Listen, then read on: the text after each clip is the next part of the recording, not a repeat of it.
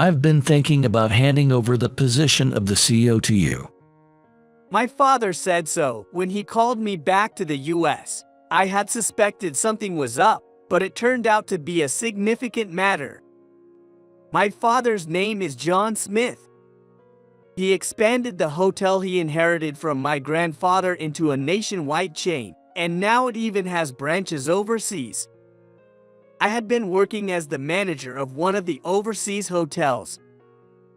However, before you take on the CEO role, there's something I need you to do. He said as he showed me a whistleblower report from an employee at our Chicago branch. I need you to investigate this and turn around our Chicago hotel. I sensed it was a test to see if I had what it took to be CEO.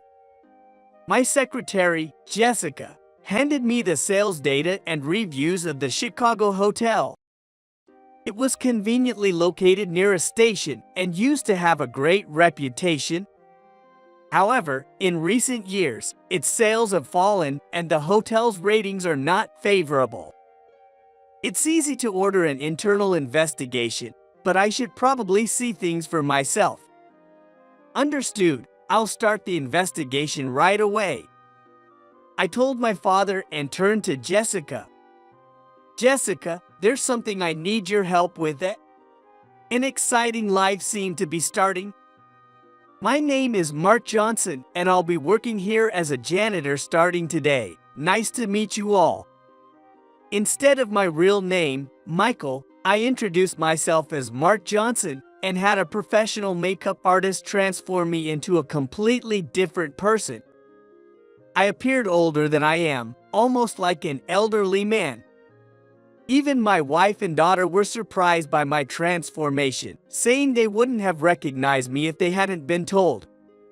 No one would suspect I'm the son of the CEO. I'm manager Reverwood. I told HR we didn't need any more housekeepers though. Well, you won't last long before getting fired. The manager muttered under his breath, prompting a middle-aged woman to object. Manager, we're desperately short on housekeepers. We're so busy we could use all the help we can get. Please hire more staff. The manager glared at her. That's because you're all working too slowly. Put more effort into it. He snapped before walking away. After he left, the woman Anderson, the housekeeping manager, turned to me. I'm Anderson, the housekeeping manager. Nice to meet you. Let me show you to the employee lounge. As she led me there and handed me a uniform. We usually clean rooms in pairs. Today, you'll be working with me, and I'll show you the cleaning checkpoints. The lounge was empty. Does the manager always act like that? I asked, seizing the opportunity. Anderson glanced at her watch and hurried me. We have a lot to do, so please change quickly. It seemed I would have to wait until break time to inquire further. After quickly changing, Anderson, who was checking her computer, stood up. There are some rooms already checked out, so we'll start cleaning there. Checkout time is 10 a.m., but some business travelers leave early in the morning. I followed Anderson into a guest room, changing linens, making beds, disposing of trash, and doing wiping and sweeping cleaning. You'll never finish at this space. She scolded. Although I thought I had cleaned well, Anderson immediately conducted a strict inspection, especially of the mirrors. After finishing one room and moving to the next, she demanded quick and meticulous cleaning, and I worked as hard as I could. It had been years, perhaps decades, since I worked up such a sweat. Johnson, faster, please. Anderson was quite a taskmaster. We moved from one room to another without a break, finally stopping for lunch. Sitting down in the lounge, I felt exhausted.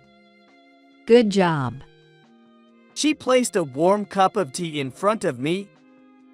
Did you bring lunch, Johnson? When I said no, she handed me a sandwich. I bet you were surprised by how busy we are. Sorry about that. But we need to work at that pace to finish cleaning the rooms on time. I never realized housekeeping was this challenging. When I worked in the hotel before, I was at the front desk. I knew what a housekeeper's job entailed, but actually doing the work was a whole different story. It wasn't like this back in the day. There used to be more housekeepers, so they weren't rushed to clean like this. However, the manager cut down on staff to reduce labor costs, leading to a heavier workload for the remaining housekeepers. This rush resulted in complaints about things like trash not being thrown away or hair left in the bathtubs, diminishing the quality of their work.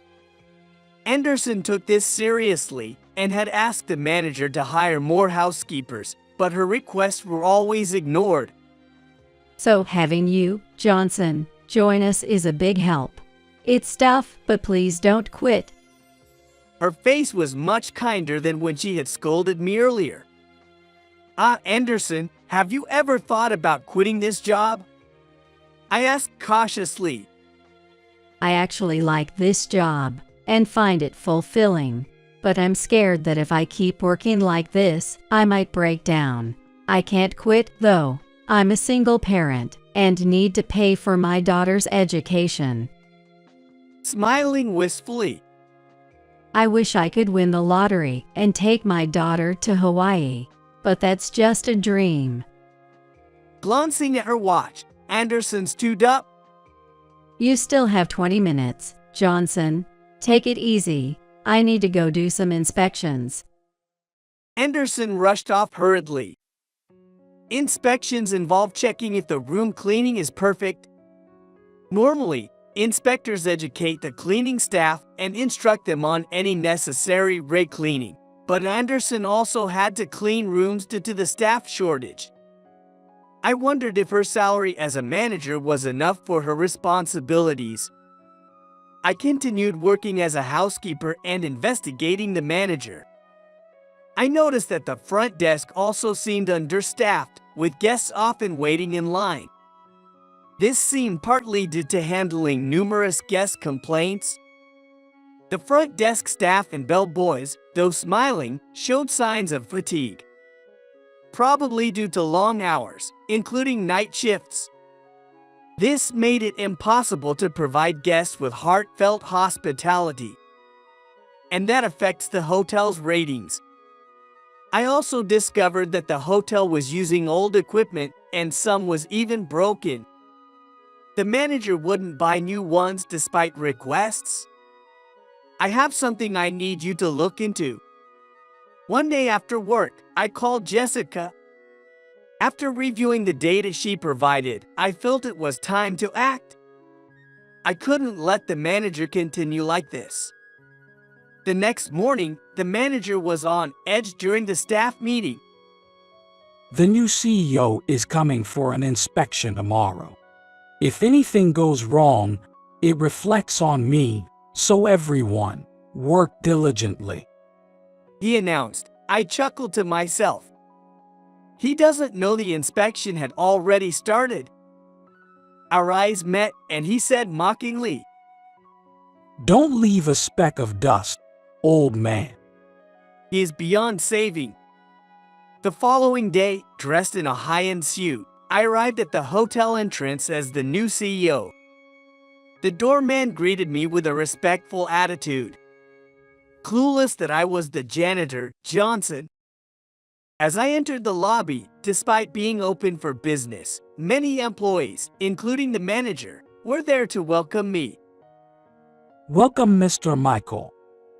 The manager greeted me with an unfamiliar wide smile, sending chills down my spine. "Congratulations on becoming the new CEO. I'm Manager Trevor Wood." "Yes, I know you well, River Wood." As his smile grew even wider. "It's an honor to know you're familiar with me." But his smile wouldn't last long. "You should know about me, right?" I asked, and he replied with confusing, Of course. You're the son of the former CEO. And after managing our New York hotel, you also oversaw our hotels in Malaysia and Dubai, elevating this hotel group to its elite status. I smiled. You're trying to run that hotel into the ground? The manager, whose face contorted in shock. What do you mean? I pointed to my face. Don't you recognize this face? I'm Johnson, the janitor you told yesterday to not leave a speck of dust, old man, as I cleaned every corner of this hotel. In stark contrast to my smile, the manager gasped in disbelief, turning pale.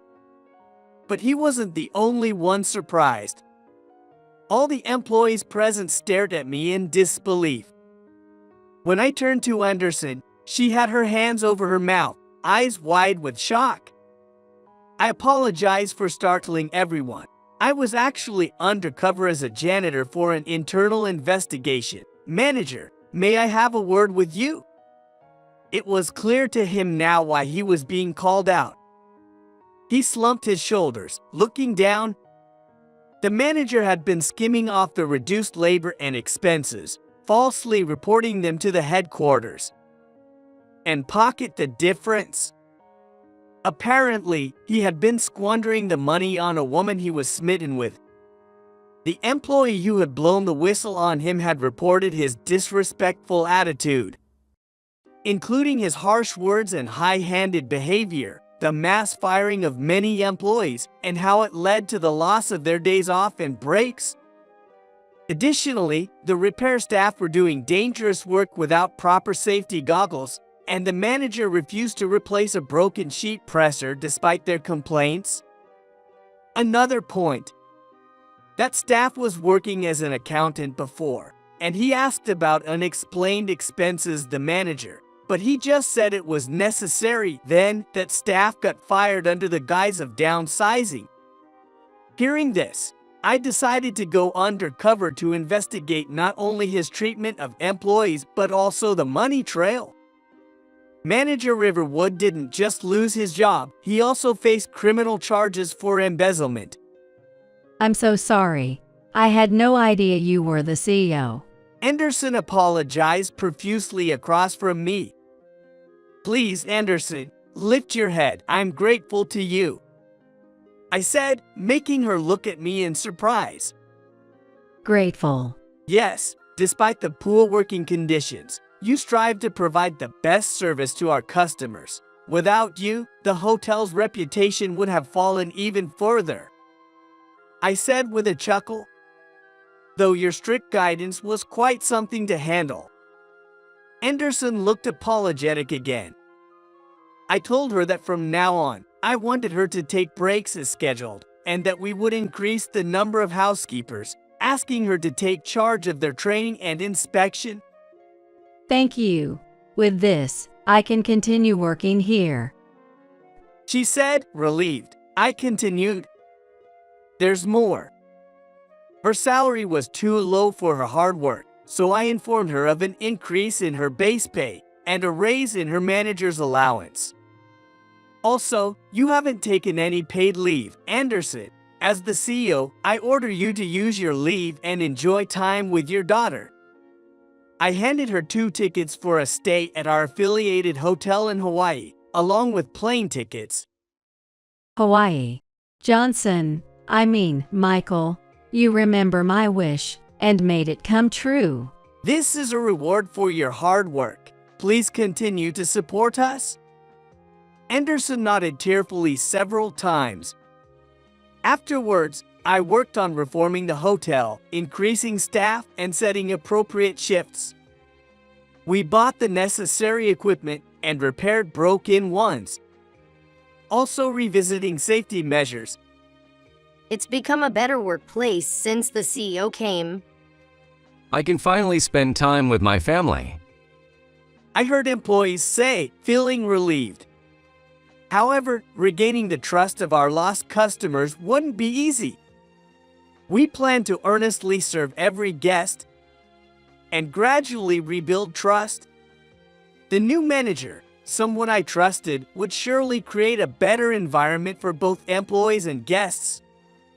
As the CEO, I aim to make this a hotel loved not just by customers but also by the employees, growing together with them.